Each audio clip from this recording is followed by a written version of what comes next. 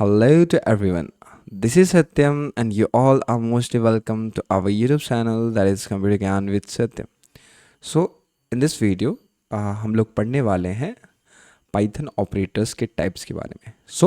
जो हमारा previous video था उसके अंदर हमने पाइथन ऑपरेटर्स को स्टार्ट कर दिया था और उसमें हमने आपको कुछ कुछ चीज़ें भी बताई थी लाइक कि हमारा जो पाइथन ऑपरेटर है वो होता क्या है, या फिर इसका कैसे इस्तेमाल करते हैं, या फिर क्यों इस्तेमाल करते हैं। देन आफ्टर हमने वहाँ पे टाइप्स ऑफ ऑपरेटर्स भी स्टार्ट कर दिया था, जिसमें हमने फर्स्ट टाइप ऑफ ऑपरेटर के बारे में जाना था, डेट इज़ अर्थमेटिक ऑपरेटर। और जो हमारा अर्थमेटिक ऑपरेटर है वो क्या होता है, या फिर उसमें कौन कौन से ऑपरेटर्स यूज होते हैं, या फिर वो जो ऑपरेटर्स होते हैं उनका क्या इवेल्युएशन होता है, वो कौन से ऑपरेशन को परफॉर्म करते हैं, उन सारी चीज़ों के बारे में हमने जाना था। With the help of theory भी हमने समझा था, लाइक हमने यहाँ पे आपको थ्योरी भी दिखाई थी। ठीक है, ये थ्योरेटिकली हमने सारे सिम्बॉल्स को आपको एक्सप्लेन किया था। देन आफ्टर प्रैक्टिकली भी हमने यहाँ पे with the help of program उसे समझा था। ठीक है, सो आज की वीडियो में हम लोग मूव करते हैं हमारे नेक्स्ट ऑपरेटर पे, that is comparison operator. Comparison operator को आप लोग रिलेशनल ऑपरेटर भी बोल सकते हो। ठीक है, तो जैसा कि आपको नाम सुन के ही लग रहा होगा कंपैरिजन या फिर रिलेशनल, तो वैसे ऑपरेटर्स जो कि किसी दो वैल्यूज़ के बीच में कंपैरिजन करते हैं। कंपैरिजन क्या हो गया कि तू ये छोटा हो गया, ये बड़ा हो गया, या फिर ये इसके बराबर हो गया, या फिर ये इससे छोटा या फिर बराबर होगा।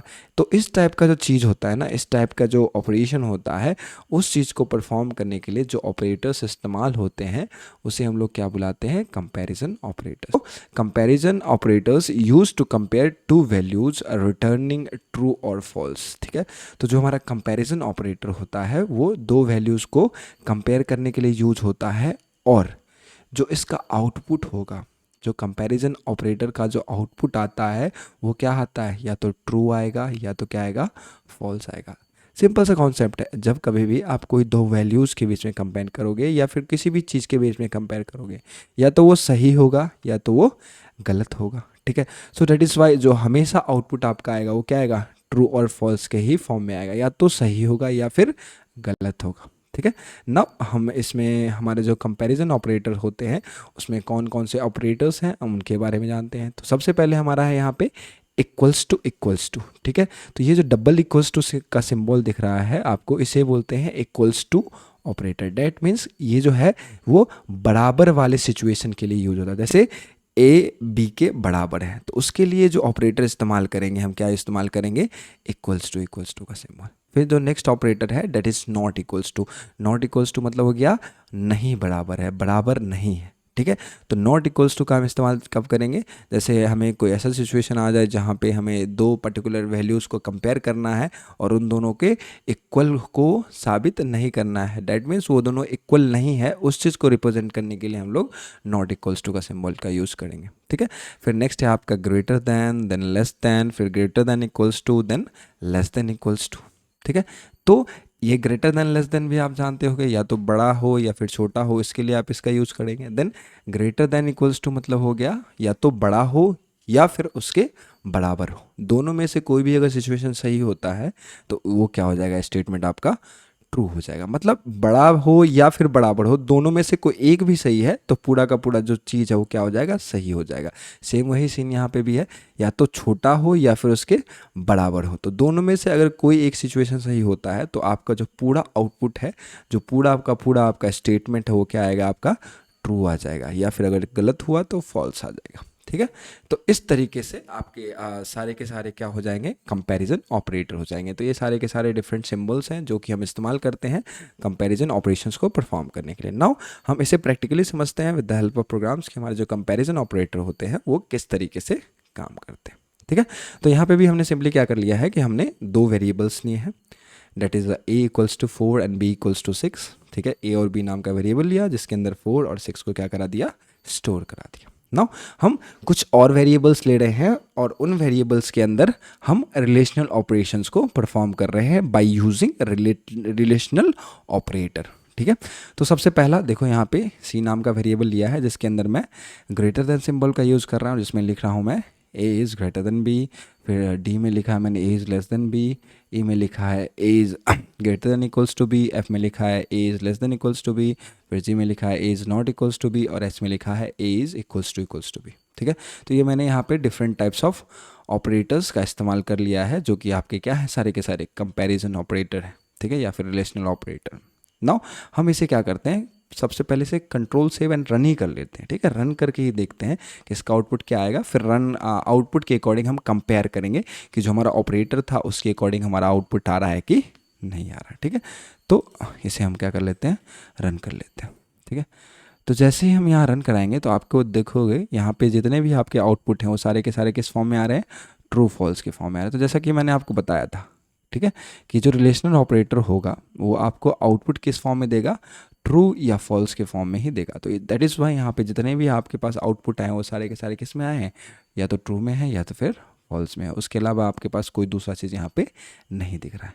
अब चलते हैं कंपैरिजन के ऊपर, हम कंपेयर करते हैं हमारे प्रोग्राम और इन आउटपुट के बीच में। ठीक है, तो यहाँ पे आप देखोगे कि सबसे पहला हमारा जो कंडीशन हमने यहाँ लगाया था, सबसे पहला जो हमारे यहाँ ऑपरेटर इस्तेमाल हुआ है, इसमें क्या है कि a is greater then b। तो a में क्या है, 4 है, b में 6 है।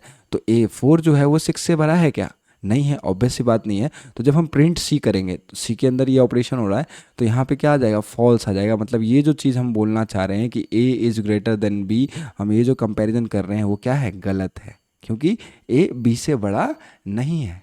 ठीक है, a छोटा है b से, सो डैट इज़ वाई यहाँ पे क्या आया, फॉल्स आया। अब यहाँ पे नेक्स्ट है हमारा कि a is less then b। हाँ, तो ये तो बात सही है, क्योंकि a में 4 है, b में 6 है, तो ऑब्वियस सी बात है b बड़ा है और a छोटा है। तो इस केस में आपका क्या आ गया, ट्रू आ गया। नेक्स्ट है हमारा ई वाले में देखोगे कि a is greater than equals to b। तो ना ही a जो है वो ना b के बराबर तो बिल्कुल भी नहीं है, क्योंकि a एक 6 है और b में क्या है, 4 है। ठीक, सॉरी, a में 4 है और b में क्या है, 6 है। तो जो हमारा a है वो तो b के बराबर बिल्कुल भी नहीं है और b से बड़ा भी नहीं है। तो डेट इज़ वाई यहाँ पे फिर से क्या आ गया, आपका फॉल्स आ गया, क्योंकि ये स्टेटमेंट भी गलत है। ये ऑपरेटर जो हमने इस्तेमाल किया उसके अकॉर्डिंग आपका क्या आना चाहिए, फॉल्स आना चाहिए। फिर नेक्स्ट है आपका कि a is less than equals to b। मतलब a जो है वो क्या है, b से छोटा है या फिर b के बराबर है। तो जैसा कि मैंने आपको बताया था कि दोनों में से कोई एक भी सिचुएशन सही हो जाए, या तो बराबर वाला हो जाए या फिर लेस देन वाला हो जाए, तो आपका जो पूरा का पूरा ये जो पूरा का पूरा स्टेटमेंट है वो पूरा का पूरा स्टेटमेंट क्या हो जाता है, सही हो जाता है। दैट इज़ वाई जब आप f को प्रिंट कराओगे तो इस केस में आपके पास आउटपुट क्या आ रहा है, यहाँ पे ट्रू आ रहा है। ठीक है, फिर नेक्स्ट है जी में कि a is not equals to b। तो ये ऑब्वियस सी बात है, जो a है वो b के बराबर नहीं है। a में क्या है, 4 है, b में क्या है, 6 है। सो डेट इज़ बाई यहाँ पे आउटपुट क्या आ रहा है आपका, ये वाला ट्रू आ रहा है। ठीक है, नेक्स्ट है आपका h में कि a इक्वल्स टू b। मतलब ये कहना चाह रहा है कि a जो है वो b के बराबर है क्या, तो ऑब्वियस सी बात है, नहीं है। a क्या है, 4 है, b क्या है, 6 है। तो इसलिए यहाँ पे लास्ट जो आपके पास आउटपुट आ रहा है वो क्या आ रहा है, फॉल्स आ रहा है। ठीक है, तो इस तरीके से आप सारे रिलेशनल ऑपरेटर्स को देख सकते हो। ठीक है, समझ सकते हो कि उनको आप इस तरीके से लिखो with the help of variables, and उनके ऑपरेटर्स का आप ऑपरेशन जान सकते हो कि कौन सा ऑपरेटर कौन से ऑपरेशन को परफॉर्म करवाता है। ठीक है, तो ये जो हमारे रिलेशनल ऑपरेटर हैं इनका हम भरपूर इस्तेमाल करेंगे जब आगे हम कंडीशनल स्टेटमेंट्स या फिर लूप्स वगैरह पढ़ेंगे, तो वहाँ पे इनका बहुत उपयोग होने वाला है। जो हमारे रिलेशनल ऑपरेटर हैं उनका बहुत भर भर के इस्तेमाल करेंगे। ठीक है, तो जस्ट वेट करो, वहाँ पे और अच्छी तरीके से इसे समझ जाएंगे, सीख जाएंगे। ठीक है, तो ये हो गया आपका रिलेशनल ऑपरेटर। नाउ हम मूव करते हैं हमारे दूसरे ऑपरेटर पे, डेट इज़ लॉजिकल ऑपरेटर। ठीक है, तो एक काम करते हैं, सबसे पहले इस वाले को हम लोग कमेंट कर देते हैं, इसे कमेंट आउट कर देते हैं। देन इस वाले पोजीशन को कमेंट कर दिया मैंने। नाउ हम लॉजिकल ऑपरेटर पढ़ने वाले हैं, तो अपन लॉजिकल को अनकमेंटेड रहने देते हैं, बाकी सबको क्या कर देते हैं, कमेंट कर देते हैं। चलो ठीक है, अब नाउ हम लोग देखते हैं हमारा लॉजिकल ऑपरेटर। ठीक है, तो लॉजिकल ऑपरेटर क्या है कि it is also an operator which is use to perform logical operation. ठीक है, लॉजिकल ऑपरेशंस को परफॉर्म करने के लिए जो ऑपरेटर इस्तेमाल होता है उसे हम लोग बुलाते हैं लॉजिकल ऑपरेटर। ठीक है, और इसमें आपके पास बेसिकली 3 ऑपरेटर्स हैं, एक है आपका एंड, दूसरा है और, तीसरा है नॉट। ठीक है, तो आपका हो गया लॉजिकल एंड, लॉजिकल और लॉजिकल नॉट। ठीक है, तो ये जो ऑपरेटर्स हैं इनका आपने थोड़ा बहुत यूज किया होगा। अगर आपने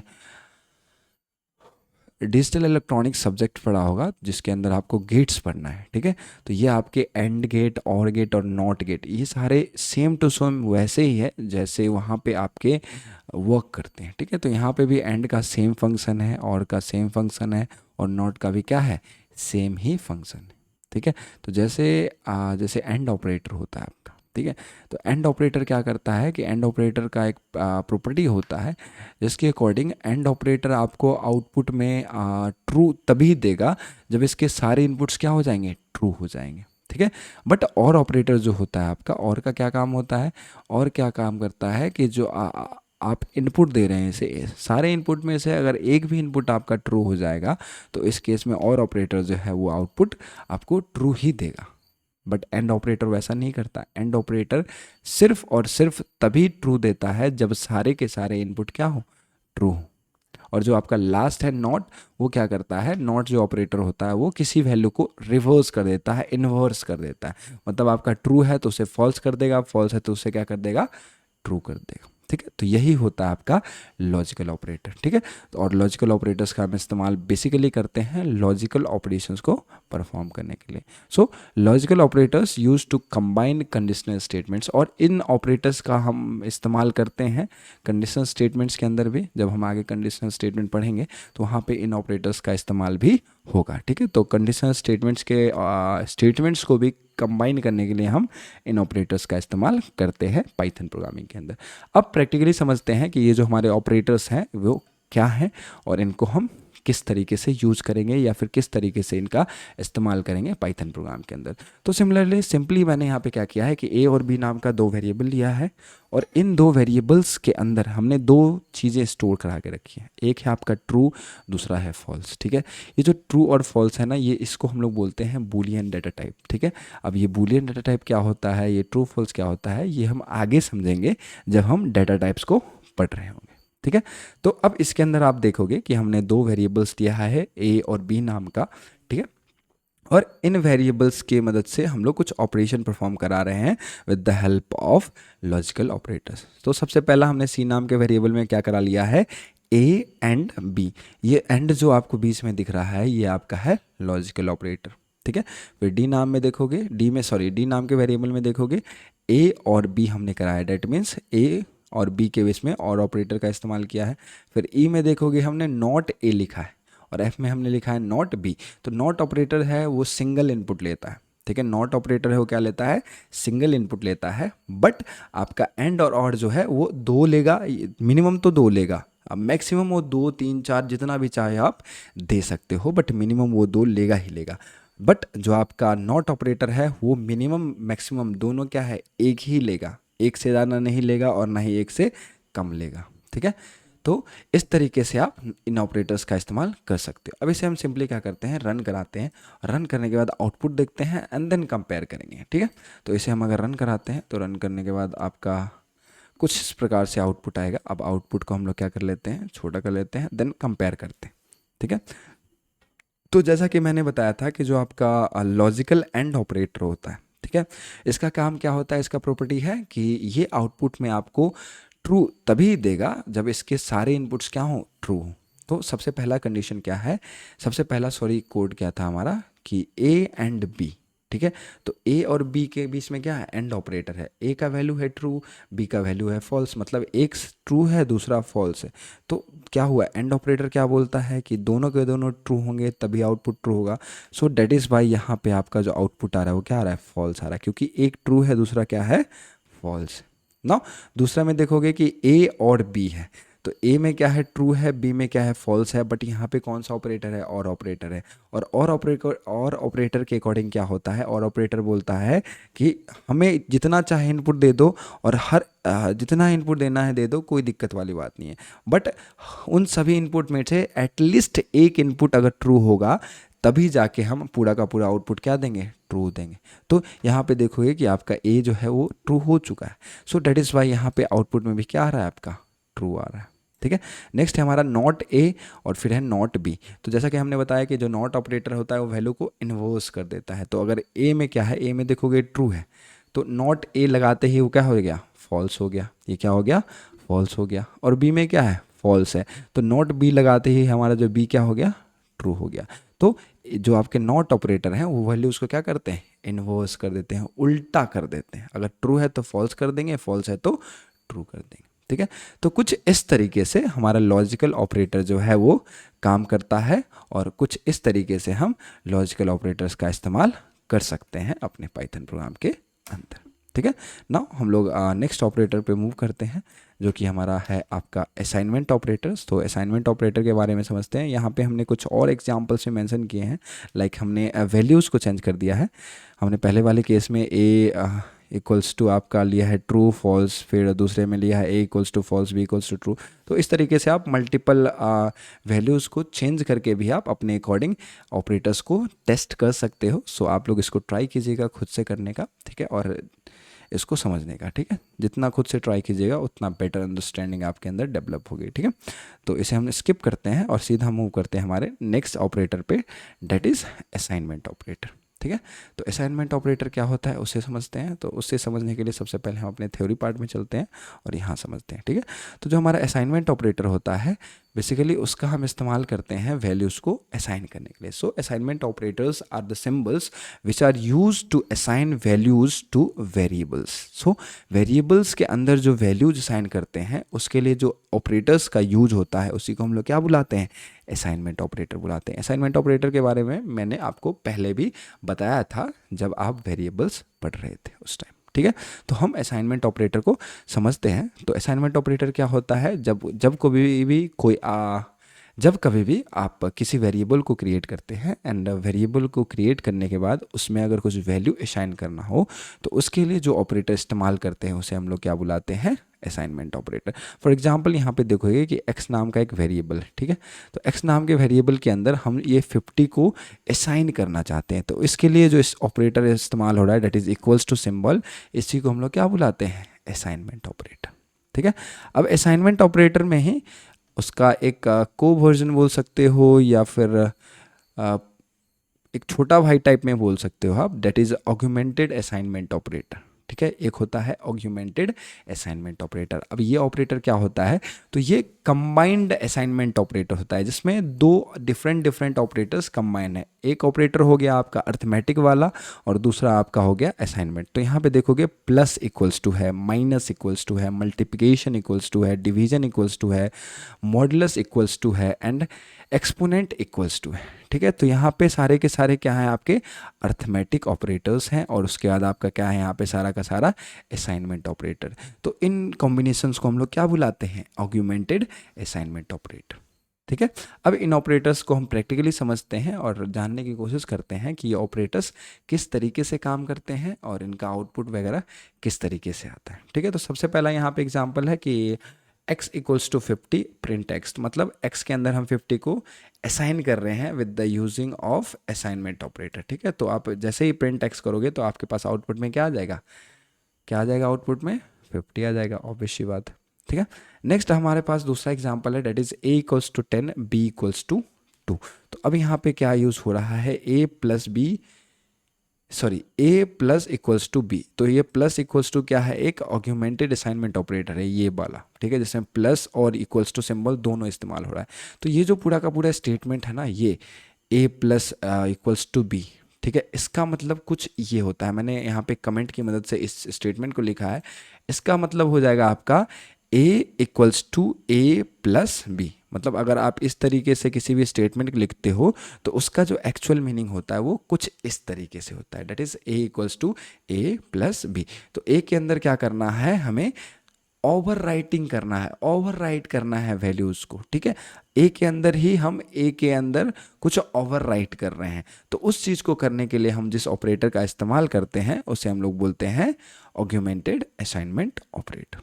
ठीक है, अब जो आपका ऑगमेंटेड असाइनमेंट ऑपरेटर है उसमें जितने भी ऑपरेटर्स हैं वो सारे के सारे ऑपरेटर्स सेम ही टाइप के हैं और सेम ही ऑपरेशन को परफॉर्म करते हैं, क्योंकि सारे के सारे अर्थमेटिक ऑपरेटर हैं। तो जो अर्थमेटिक ऑपरेशंस वो परफॉर्म करेंगे, जो पर्टिकुलर जैसे एडिशन हो गया, तो एडिशन का क्या काम है, ऐड करना।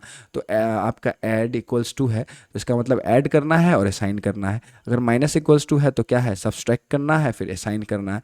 मल्टीप्लाई इक्वल्स टू है तो आपको मल्टीप्लाई करना है फिर असाइन करना है। तो वैसे ही जितने भी यहाँ पे आपके पास ये ऑपरेटर्स आपको यहाँ दिख रहे हैं वो सारे के सारे सिमिलरली ही फंक्शन करेंगे। तो यहाँ पे जैसे लिखा है a minus equals to b, तो प्रिंट a, फिर a multiply equals to b, फिर a क्या बोलते हैं इसको, डिवीजन इक्वल्स टू बी। तो मैंने यहाँ पे मल्टीपल आर्गुमेंटेड असाइनमेंट्स ऑपरेटर्स पे लिया है।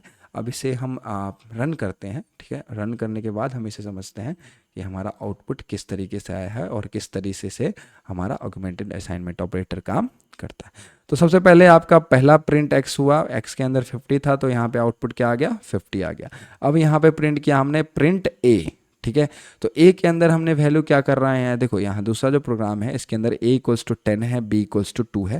देन यहाँ पे हमने एक छोटा सा स्टेटमेंट लिखा है जिसमें हमने ऑगमेंटेड असाइनमेंट ऑपरेटर का इस्तेमाल किया है, जहाँ पे a plus equals to b है, that means a equals to a plus b। तो a के अंदर भी क्या कर रहा है कि a प्लस b वाला जो ऑपरेशन है वो परफॉर्म हो रहा है। तो a के अंदर लास्ट में आप जो वैल्यू बच जाएगा वो क्या बच जाएगा, वो बच जाएगा a प्लस b वाला। तो जब आप प्रिंट a करोगे तो आपका आउटपुट क्या आ जाएगा, 12 आ जाएगा। फिर हमारा नेक्स्ट स्टेटमेंट है a minus equals to b।